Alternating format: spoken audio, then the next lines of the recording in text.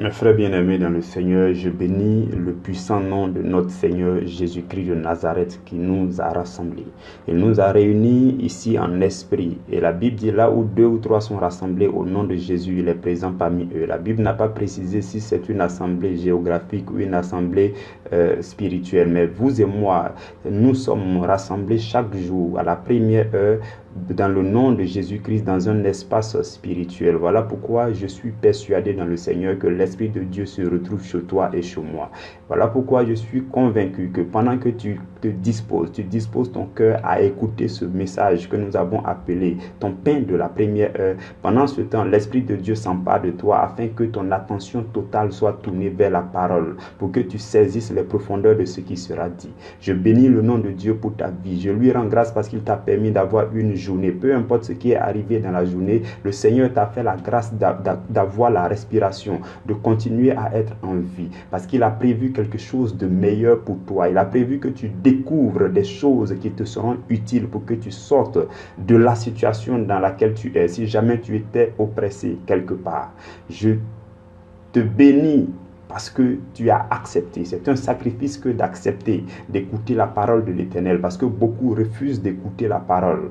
Beaucoup refusent d'écouter la parole. Et justement, la Bible dit, c'est par manque de connaissance que le peuple de Dieu périt. Et donc, beaucoup vont à la perdition parce qu'ils refusent d'écouter la parole de Dieu. C'est déjà un premier pas. C'est déjà de l'obéissance que d'accepter d'écouter la parole de Dieu, de prendre de ton temps, d'accorder de ton attention pour saisir ce qui sera dit de notre méditation de ce jour. Et frères et sœurs dans le Seigneur, le sous-thème que le Seigneur, dans sa bonté infinie, nous permet aujourd'hui de développer, c'est appréhender avant tout ce qu'est la prière de confiance. Hier, nous avons donné de façon générale l'ensemble des types de prières que nous allons voir durant ce séminaire. Nous les avons élucidés hier, nous les avons cités.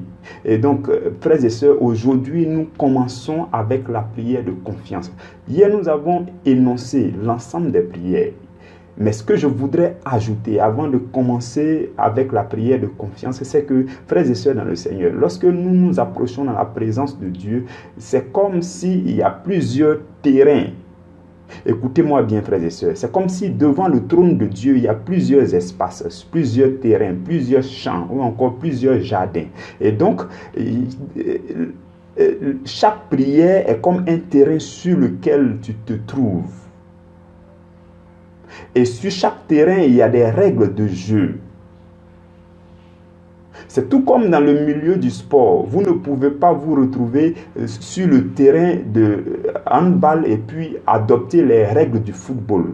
Cela n'est pas possible. Vous ne pouvez pas être en train d'évoluer sur un terrain de football et commencer à appliquer les règles du basketball. Ce n'est pas possible. C'est de la même façon que, frères et sœurs, il est important pour vous et pour moi, en tant que chrétiens qui cherchent à évoluer, qui cherchent à se faire entendre par Dieu, qui cherchent à être exaucés, il est important pour vous et pour moi de pouvoir appliquer les règles sur le terrain, les règles du terrain, du jeu, sur le terrain où nous nous trouvons. Si nous nous trouvons sur le terrain de la prière de confiance, nous devons appliquer les règles qui doivent être appliquées sur ce terrain-là. Si nous nous trouvons sur le terrain de la prière d'intercession, nous devons appliquer les règles qui vont avec. En fonction du terrain sur lequel nous nous trouvons devant le trône de Dieu, nous devons pouvoir adopter l'art de prier sur ce terrain.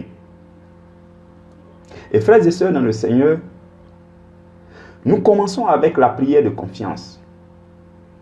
La prière de confiance, par le Saint-Esprit, j'estime que la prière de confiance est la première prière que le chrétien doit faire.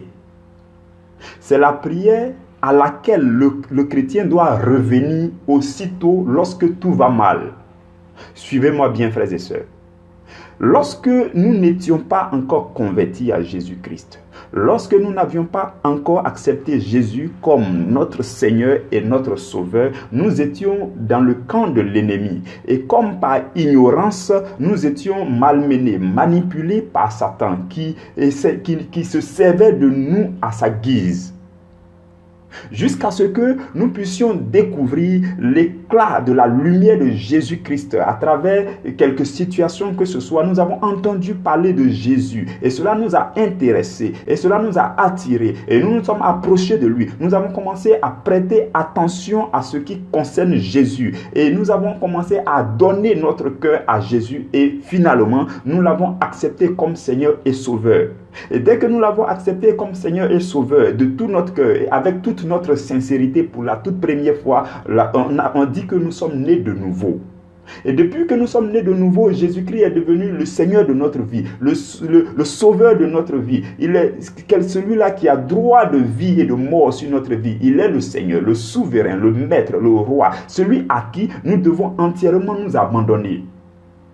Donc lorsque vous naissez de nouveau, lorsque nous sommes nés de nouveau, la première chose que nous avons à faire, c'est de dire, mais tiens, j'étais dans un autre camp, j'étais ailleurs, j'étais dans un autre monde. Voilà que j'ai changé de monde. J'ai décidé de rejoindre la famille des enfants de Dieu. Parce que la Bible dit à tous ceux-là qui l'ont reçu, à ceux qui ont cru en son nom, Dieu a donné le pouvoir de devenir enfants de Dieu. Et la Bible vous appelle désormais des gens de la maison de Dieu. Vous faites partie de la famille noble des enfants de Dieu. Et donc, quand vous rentrez dans la famille des enfants de Dieu, il est important pour vous et pour moi de nous confier totalement à Dieu, de dire à Dieu, Seigneur, voici la vie que je menais avant, je l'ai abandonnée. Et la Bible dit que toutes choses sont devenues nouvelles, les choses anciennes sont passées. Je suis maintenant sur ce terrain, sur cet endroit, dans ce nouvel espace où tes enfants se trouvent.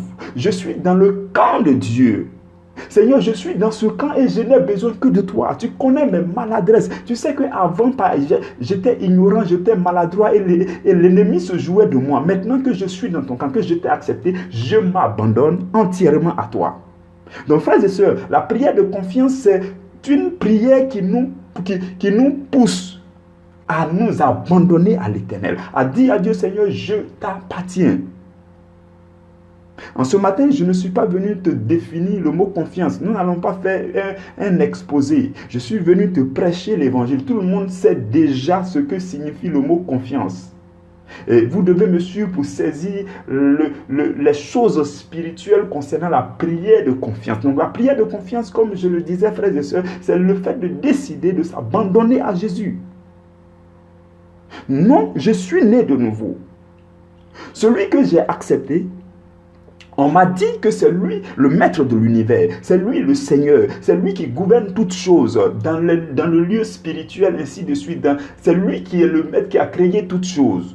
Donc je me dois de m'abandonner à lui. Et la Bible dit dans Deutéronome chapitre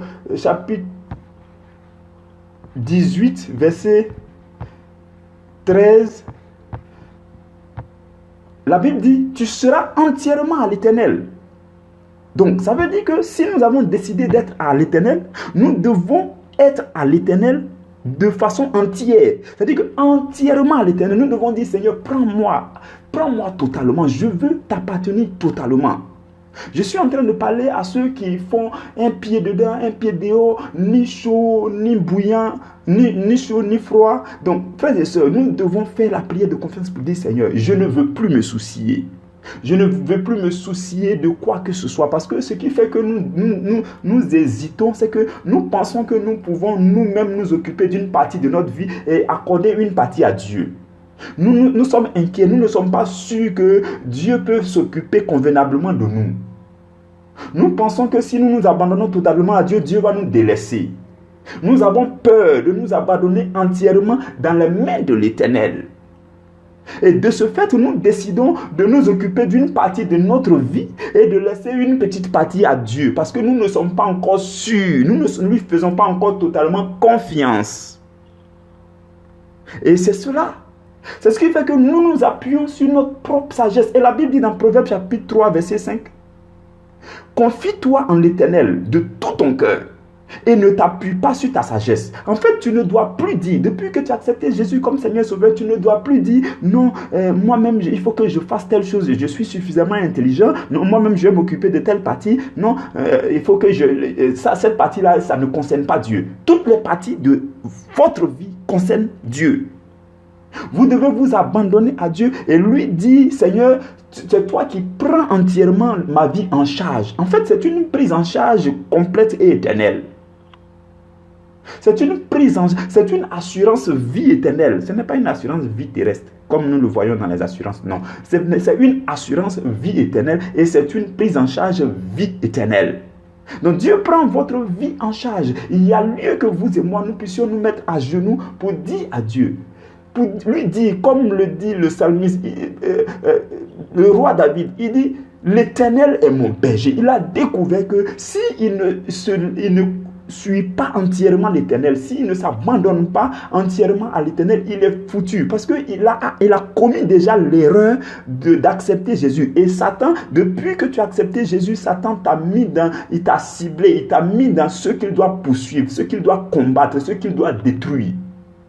Donc, le roi David dit, l'Éternel est mon berger, je ne manquerai de rien. Il me fait reposer dans de verts pâturages, il me dirige vers des eaux paisibles, il restaure mon âme. C'est Dieu seul qui peut restaurer votre âme, frères et sœurs. Depuis que vous avez accepté Jésus-Christ de Nazareth, si vous décidez de vous confier à Dieu, de vous en remettre à Dieu, de parler comme le roi David, vous devez pouvoir lui dit, Seigneur, tu es mon berger, tu es mon seul berger, c'est toi qui restaures mon âme. Tu me conduis dans des sentiers de la justice à cause de ton nom. Quand je marche, même quand je marcherai dans la vallée de l'ombre de la mort, je ne crains aucun mal, car tu es avec moi. Ta houlette et ton bâton me rassurent. Tu dresses devant moi une table en face de mes adversaires. Tu induis ma tête et ma coupe déborde. Oui, le bonheur et la grâce me poursuivent, m'accompagnent tous les jours de ma vie. Et tu dis à Dieu, Seigneur, depuis que j'ai quitté le camp de l'ennemi, je veux vivre, je veux habiter dans ta maison jusqu'à la fin de mes jours. Le roi David dit, sa seule aspiration, c'est de demeurer dans la maison de l'Éternel jusqu'à la fin de ses jours. Frères et sœurs, dans la présence de Dieu, il y a les endroits qu'on appelle, il y a plusieurs parvis. Il y a le parvis extérieur, le parvis intérieur, il y a le lieu saint, il y a le lieu très saint. Donc, continuellement, nous devons pouvoir au moins être dans le parvis extérieur. C'est-à-dire que nous devons marcher dans la présence de Dieu. Nous devons avoir à l'esprit que lorsque nous marchons, Dieu est là. Nous marchons sous le regard de Dieu. Nous marchons dans la présence de Dieu. Nous marchons dans la présence de l'Esprit de Dieu qui nous environne. Donc, c'est cela, avoir en conscience que nous sommes abandonnés à Dieu. Lorsque vous faites confiance en Dieu, en toute situation, vous faites l'effort de vous référer à Dieu. Vous avez en conscience que Dieu est présent et qu'il faut le consulter, il faut lui demander, puisque je lui ai confié ma vie, peut-être qu'il a une solution par rapport à la situation présente. C'est cela, frères et sœurs. On doit s'abandonner, dire à Dieu, Seigneur, je t'appartiens. Je t'appartiens totalement. Tu as tout fait pour que je te découvre et je t'ai découvert, je ne te lâcherai pas. Tu as tout fait pour que je découvre la lumière de ta parole. Tu as tout fait pour que mon cœur soit régénéré. Tu as tout fait pour que je m'accroche à toi. Et je veux m'accrocher entièrement à toi, m'abandonner totalement à toi. Et cette prière-là, frères et sœurs, nous faisons ça lorsque nous sommes nés de nouveau, lorsque nous avons beaucoup de craintes, lorsque nous disons, hey, est-ce que ma vie, ça va marcher depuis que j'ai accepté Jésus, est-ce que tout ne va pas aller mal, est-ce que quand vous posez tout ce genre de questions-là, ça veut dire que l'Esprit vous pousse à faire la prière de confiance. Quand vous vous sentez comme si vous n'êtes pas en sécurité, vous sentez que votre sécurité est menacée, c'est-à-dire que dans votre évolution avec le Seigneur Jésus-Christ, à un moment donné, vous sentez que votre sécurité est menacée, vous sentez que quelque chose vous bouscule, vous sentez que l'ennemi veut porter atteinte à votre vie, vous approchez devant l'Éternel, vous dites, Seigneur, je me confie à toi, je me reconfie à toi, je m'abandonne à toi, prends ma vie. Prends ma vie, l'ennemi frappe à ma porte, il veut rentrer. Mais Seigneur, je te rappelle que je t'appartiens totalement. Jésus a dit, quiconque met la main à la charrue et regarde en arrière. Personne, nous ne devons pas regarder en arrière. Nous ne devons pas chercher à nous appuyer sur notre propre sagesse. Non. Dès que nous avons mis la main à la charrue, nous ne regardons plus en arrière. Peu importe les situations difficiles qui vont arriver, nous nous retirons dans la présence de Dieu et nous lui rappelons que depuis que nous l'avons accepté, nous n'appartenons qu'à lui. Et qu'il a le devoir, en tant que Dieu, en tant que notre Père en plus, il a le devoir de s'occuper de nous. Et nous nous confions à lui quand nous sortons de là. Nous avons la tête haute. C'est ça la prière de confiance. Toutes les fois que vous sentez que ça va mal, vous reconfiez à l'Éternel. Et le psalmiste dit encore dans Psaume chapitre 37, verset 5, il dit « Recommande ton sort à l'Éternel.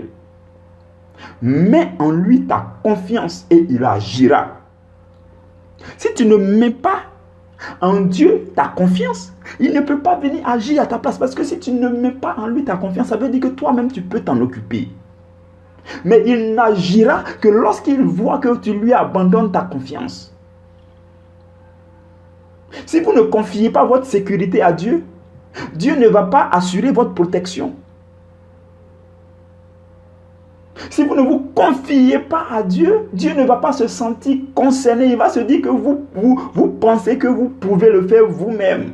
Alors qu'au stade où nous sommes arrivés, frères et sœurs, nous avons tout intérêt à nous abandonner à Dieu. Nous n'avons pas le droit de commettre l'erreur, de chercher ailleurs. Non, ce n'est pas possible. Il n'y a pas une meilleure solution ailleurs. Il n'y en a pas. Même venant de votre propre sagesse, de votre bagage intellectuel de bac plus 50, il n'y a pas de meilleure solution là-bas. La meilleure solution ne vient que de Dieu, de la communion avec Dieu. Lorsque tu t'abandonnes à Dieu, tu lui dis Seigneur, je t'appartiens, prends-moi, guide-moi, oriente-moi. Quand tu fais ce genre de prière et tout à coup, paf, il y a une idée surnaturelle qui surgit dans ton esprit pour dire voilà la solution que je donne. Et cette solution vient du ciel parce que tu t'es confié à Dieu. Nous devons faire la prière de confiance, prendre de temps en temps, prendre du temps pour être sur le terrain de la prière de confiance devant le trône de l'Éternel. Lui faire cette prière, Seigneur, je t'appartiens, Seigneur. Seigneur, ne m'abandonne pas. Le roi David aimait faire ce genre de prière. Dans le psaume 91, il dit, celui qui demeure sous l'abri du Très-Haut repose à l'ombre du Tout-Puissant. Donc vous devez chercher à demeurer sous l'abri du Très-Haut. Est-ce que vous êtes sous l'abri du Très-Haut? Je voudrais qu'on se pose cette question. Est-ce que quand vous regardez votre vie présente, est-ce que vous êtes sous l'abri du Très-Haut? Parce que si vous étiez sous l'abri du Très-Haut, vous reposeriez à l'ombre du Tout-Puissant. Quand on dit reposer, ça veut dire qu'il y a une certaine paix qui vous habite. Il y a une certaine tranquillité. Mais est-ce que vous avez cette tranquillité? Si vous ne l'avez pas, ça veut certainement dire que vous n'êtes pas à l'abri du Très-Haut. Donc, il faut se mettre à l'abri du Très-Haut. Vous vous introduisez à l'abri du Très-Haut pour dire au Très-Haut, je suis venu à ton abri. Quand vous êtes à l'abri de quelqu'un, ça dit qu'il vous couvre totalement. Et s'il vous couvre totalement, ça veut dire qu'il couvre vos situations, il couvre vos problèmes, il couvre vos aspirations. Frères et sœurs, en fait, moi ça me fait mal, je vais vous dire quelque chose, ça me fait mal tout le temps. Lorsqu'on entend des prédications ou bien lorsqu'on prêche et qu'on ne parle que de nos problèmes, non ton problème, non ta situation, non tu dois sortir de... En fait, je sens que non, on n'est pas encore arrivé quelque part parce que Dieu ne nous a pas créés pour nous occuper de notre situation nous seuls. Dieu nous a créés pour être des bénédictions pour le monde entier. Dieu nous a créés pour qu'on dépasse ce stade. Le stade où ce n'est plus mon problème qui m'intéresse. Mais non, je dois prier pour les autres. Je dois m'intéresser aux autres. Je dois impacter les autres. En fait, vous êtes une nation. Cela me fait mal. Depuis un moment, j'observe cela beaucoup. Il dit, mais pourquoi dans les églises, dans les assemblées, les chrétiens ne prient que pour eux? Non, pourquoi on dit, non, ta situation là, tu vas te sortir de là. Non, oui, ta situation, non, le chômage là, non, ta maladie, ceci, cela. Quand j'observe ça, ça me fait mal. Il dit, mais on n'a pas encore dépassé ce niveau. Il faut que nous puissions dépasser ce niveau où notre vision est élargie. Nous ne voyons plus que notre petite vie avec nos petits problèmes, nos petites situations dont on parle chaque jour, mais nous voyons que nous devons impacter la multitude autour de nous. Nous devons nous soucier des situations des autres, des problèmes des autres. Pour nous, c'est déjà dépassé. Dieu a déjà réglé. Et même si on voit qu'il y a encore des difficultés, on ne regarde plus, on est au-dessus de cela. Et l'assurance de Dieu qui nous habite est au-dessus de toute situation. Voilà pourquoi j'ai apprécié le témoignage d'une de nos sœurs sur le groupe Isabelle qui a dit que malgré les situations difficiles, elle se sent au-dessus, elle fait totalement confiance à l'Éternel. Ça veut dire qu'elle a dépassé ses propres problèmes. Elle se soucie maintenant aux problèmes des autres. Donc, frères et sœurs, nous devons, je pense qu'il faut qu'on se prêche ça aussi. Il faut qu'on se dise la vérité à ce sujet. Non, ça fait trop longtemps que tu penses à toi seul. Ça fait trop longtemps que tu dis non, et mon problème là, il y a la situation dans laquelle je suis. C'est égoïste. C'est égoïste. On doit grandir jusqu'à dépasser ce stade. Votre petite vie n'est pas la seule vie dont on doit s'occuper sur cette terre.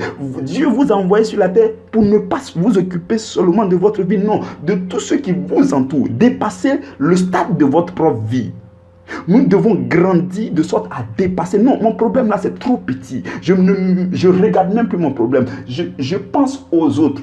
Je suis à l'abri du très haut. Et donc, je repose à l'homme du Tout-Puissant. Je pense aux autres. Je prie pour les autres. Je suis sacrificateur pour les autres. Jésus est venu, mais pas pour regarder sa vie, mais il a donné sa vie il a sacrifié sa vie pour que nous, la multitude, nous soyons sauvés. De cette même façon, arrêtons de regarder à notre vie, frères et sœurs. Nous regardons trop à notre vie. Non, ta situation là. Oh non, le mariage qui n'est pas encore arrivé. Oh non, depuis un moment, on te poursuit en songe. Oh non, toi seul, frères et sœurs, nous devons dépasser ce stade. Et pour pouvoir dépasser ce stade, vous devez vous abandonner entièrement à l'Éternel pour dire, Seigneur, moi je suis dans ton camp, je vais aller chercher les autres. Peu importe les bousculades, peu importe ce que l'ennemi cherche à faire pour m'intimider ici, je sais que je suis déjà dans ton cas. Je me confie à toi. Je vais me soucier des autres. Je vais évangéliser. Je vais parler des autres. Je vais parler de la soeur, du frère qui n'est pas encore bien converti. En fait, votre vie, je vous dis, c'est la vérité. Depuis un moment, quand je prêche aux chrétiens, je leur prêche non pas en tant que chrétiens, mais en tant que des pasteurs ou bien des brebis, des bergers. Parce que vous êtes une nation.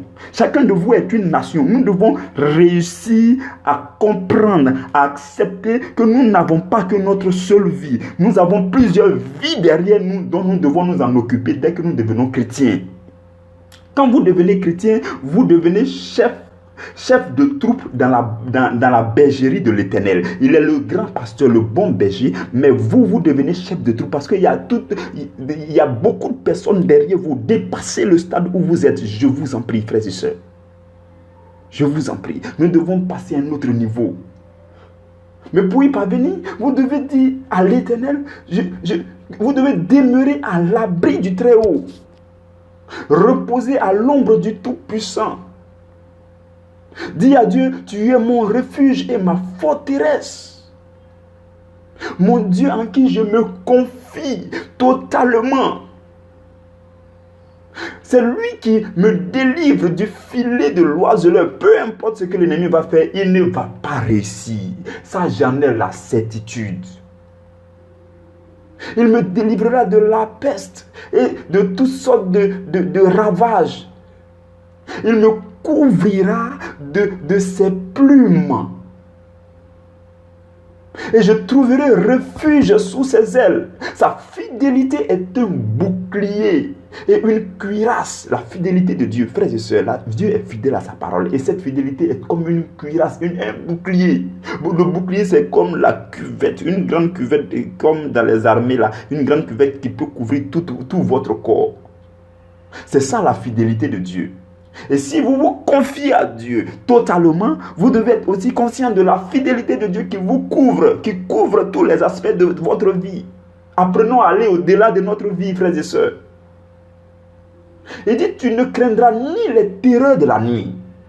Parce que nous passons tout notre temps à craindre les terreurs de la nuit. Ça veut dire que nous ne sommes pas encore totalement confiés à l'Éternel. Nous passons tout notre temps à craindre les terreurs de la nuit, les flèches qui volent de jour, la peste qui marche dans les ténèbres, la contagion qui frappe en plein midi.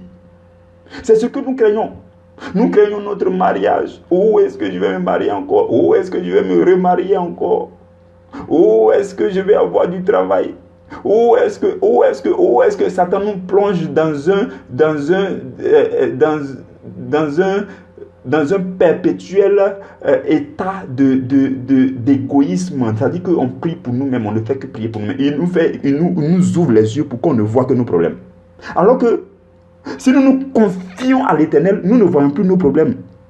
Mais nous voyons pour les autres, nous cherchons à aller au-delà, nous cherchons à gagner des âmes pour l'Éternel. C'est ce que Satan ne veut pas. Et la Bible dit que 1000 tombent à ton côté et 10 000 à ta droite, tu ne seras pas atteint. Si tu es confié à l'Éternel, tu vas avoir cela en conscience. Tu vas dire, mais peu importe ce qui arrive présentement, je ne serai pas atteint. Peu importe, frères et sœurs, je voudrais vous le dire. Je voudrais vous le dire, c'est la vérité. Peu importe. Si vous vous confiez totalement à l'Éternel, peu importe ce qui va arriver, vous ne serez pas atteint. Je dis peu importe. Parce que il n'y a pas de problème dans ce monde qui n'a pas sa solution. Ça aussi, je veux que vous le sachiez. Il n'y a aucun problème qui n'a pas sa solution. Surtout en Jésus-Christ. Dans la Bible que vous voyez, tous les problèmes ont leur solution là-bas. Donc, ça veut dire que nous devons être en paix et savoir que peu importe ce qui va arriver, il y a la solution. Mais si tu te confies totalement à l'Éternel, c'est l'Éternel qui te dévoile la solution. Et tu es dans la paix. La paix du cœur. Tu n'es plus là pensif, en train de maigrir de jour en jour. Non, ce n'est pas cela la vie chrétienne, frères et sœurs. Arrêtons de vivre cette vie chrétienne. Réveillons-nous parce que le temps est en train de passer, les années passent, nous allons bientôt vieillir et nous n'avons pas encore agi sur notre nation, nous n'avons pas encore agi sur notre génération, nous n'avons pas encore impacté le monde et nous sommes renfermés dans notre coquille de regrets, de pleurs, de larmes chaque jour. Sur notre couche nous pleurons, matin nous pleurons, le soir nous pleurons et le temps est en train de passer, nous sommes en train de vieillir. Ce que Dieu a mis en vous, vous êtes en train d'enterrer. Non, il vous a donné le talent que vous êtes en train d'enterrer. En plus, je suis convaincu qu'il ne vous a pas donné seulement un seul talent. Il vous a peut-être donné 2 ou 5. Et vous êtes en train d'enterrer ce talent. Chaque jour, vous devez vous réveiller dans le Seigneur. Vous confier totalement au Seigneur pour que Dieu guide votre vie. Parce que vous n'êtes pas né pour continuer ainsi jusqu'à la vieillesse. Non. Non et non. Je dis non, frères et sœurs. Je le dis haut et fort, je dis non. Ce n'est pas pour cela que Dieu vous a créé. Dieu vous a créé pour que vous soyez, votre nom aille à travers les nations. Pour que, à travers votre nom, les gens découvrent le Dieu puissant qui est derrière vous. Et que les gens puissent magnifier la gloire de Dieu. Le maximum puisse donner gloire à Dieu. Je vous dis, asseyez-vous un instant, réfléchissez bien. Il y a toujours une porte de sortie dans la situation où vous êtes. Vous devez pouvoir défaire vos ailes, déployer vos ailes parce que Dieu ne vous a pas envoyé pour marcher. Dieu ne vous a pas envoyé pour vous dépêcher. Dieu vous a envoyé pour vous envoler au-dessus des problèmes. Et tant que vous n'avez pas déployé vos ailes, vous ne pouvez pas vous envoler. Et pour déployer vos ailes, il faut faire confiance au vent. Il faut croire que dans le vide, vous pouvez évoluer. Il faut croire que vous pouvez marcher sur le vent. Pour s'envoler, il faut que vous puissiez croire, être convaincu que vous pouvez marcher sur le vent. Je vous dis, c'est la vérité. Sortons de notre coquille. Nous savons durer dans nos coquilles. Avec des pleurs.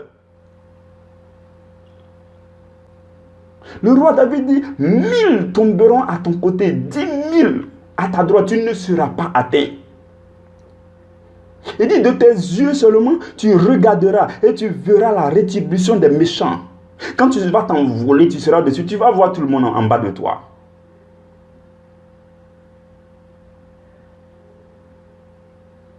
Et Dieu nous rassure pour dire, aucun malheur ne nous arrivera. Aucun malheur ne nous arrivera. Aucun fléau n'approchera de notre tente. Parce qu'il ordonne toujours à ses anges de venir nous garder en toute situation. Et de nous porter. Et la Bible dit encore, tu marcheras sur le lion et sur l'aspic. Tu fouleras le lionceau et le dragon. Tu invoqueras le nom de l'Éternel et il te répondra. Et il dit, il nous rassasiera de longs jours. Dieu nous a promis au moins 70 ans sur la terre. Durant les 70 ans, vous devez pouvoir marquer terriblement le camp de Satan. Vous devez pouvoir avoir sur votre compte les démons que vous avez terrassés. Les démons, de sorte que quand vous serez au royaume des cieux, quand on sera en train de vous féliciter, on dit tel démon, je l'ai terrassé. Tel démon l'avait tenté de porter atteinte à ma vie. Voilà ce qui lui est arrivé. Tel. Vous devez, frères et sœurs, Dieu ne nous a pas envoyés sur la terre pour... Je pense que cet évangile est trop fort. Le Seigneur met dans ma bouche un évangile très fort pour la jeunesse. C'est-à-dire que nous devons nous réveiller. Je ne sais pas pourquoi on dort. Le temps passe. La Bible dit que Jésus-Christ se tient à la droite de Dieu jusqu'à ce qu'en face de ses ennemis, ses marche-pieds. Ce n'est pas Jésus qui va descendre pour faire de ses ennemis ses marche-pieds. C'est à travers vous et moi que l'ennemi va devenir marche-pied de Jésus. C'est nous, notre génération. Et tant que nous sommes paresseux, que nous naissons, nous grandissons paresseux, nous mourons paresseux, Jésus ne va jamais venir. Parce qu'il se tient à la droite du Père jusqu'à ce qu'en face de ses ennemis, ses marche-pieds. S'il n'y a pas une génération, s'il n'y a pas une génération de personnes, de soldats, de gens solides qui se lèvent dans la prière, qui marchent avec Dieu, qui ne vivent pas avec des compromis, la chair, le sexe, la convoitise, ces choses-là, ils se débarrassent de cela, ils se défoulent, ils rejettent ces choses loin avec vigueur, ils prennent des temps de jeûne fou, et ils sortent de l'éternel, de la présence de l'éternel avec une force spirituelle qui leur permet d'affronter toute situation. Ils se lèvent, ils écoutent l'éternel, ils vivent dans l'intimité de l'éternel, ils écoutent Dieu, ils obéissent à tout ce que le Saint-Esprit leur commande, ils marchent avec le Saint-Esprit, ils vivent contre Satan, constamment contre Satan. Voici la jeunesse, la promotion, la génération dont Dieu a besoin pour terrasser Satan. Parce que tant que le niveau de domination de Satan sur l'homme n'est pas descendu et que l'homme n'a pas pris la domination sur Satan, Jésus ne viendra pas. Mais il faut que nous puissions marquer notre monde, de sorte que même après votre départ, ce que vous avez semé dans le monde là, ce que vous avez semé dans le monde, des gens que vous avez formés, que vous avez élevés, je veux que vous ne puissiez plus vous voir comme un simple chrétien, un singleton. Vous n'êtes pas un singleton, vous êtes une nation, vous êtes appelés à former des jeunes, à prêcher aux jeunes, à découvrir dans la profondeur de la parole de Dieu des choses excellentes qui vont vous transformer pour que vous puissiez transformer les autres. C'est à cela que nous sommes appelés. Nous avons été trop paresseux, frères et sœurs. Et aujourd'hui, le Seigneur est en train de nous interpeller pour que nous puissions nous réveiller. Qu'est-ce que cela nous coûte d'ouvrir notre Bible chaque jour et de méditer? Qu'est-ce que cela nous coûte de prendre un temps de prière? Qu'est-ce que cela nous coûte même de souffrir dans la prière? Jésus a souffert dans la prière. Chaque jour, il partait, il priait. Et la Bible dit qu'il montait sur la montagne, il priait jusqu'au matin, il venait. Frères et sœurs, qu'est-ce que cela vous coûte? Est-ce que quand vous prenez ça et que vous comparez avec tous les plaisirs de ce monde, qu'est-ce qui pèse entre les deux? Est-ce la vie spirituelle solide et consistante qui pèse, ou bien c'est le plaisir dans lequel nous vivons qui pèse? À nous de voir, frères et sœurs, et de nous réveiller pour que nous puissions agir pour la cause de l'évangile, pour la promotion de l'évangile. Et pour y parvenir, nous devons nous abandonner à Dieu, apprendre à dire à Dieu: conduis-moi, pilote-moi, c'est toi, tu m'as appelé et j'ai accepté de venir, alors guide-moi. Que la grâce de Dieu demeure sur vous, frères et sœurs. Nous sommes à la fin et nous allons nous retrouver demain pour parler de la prière de consécration. Que Dieu vous bénisse abondamment.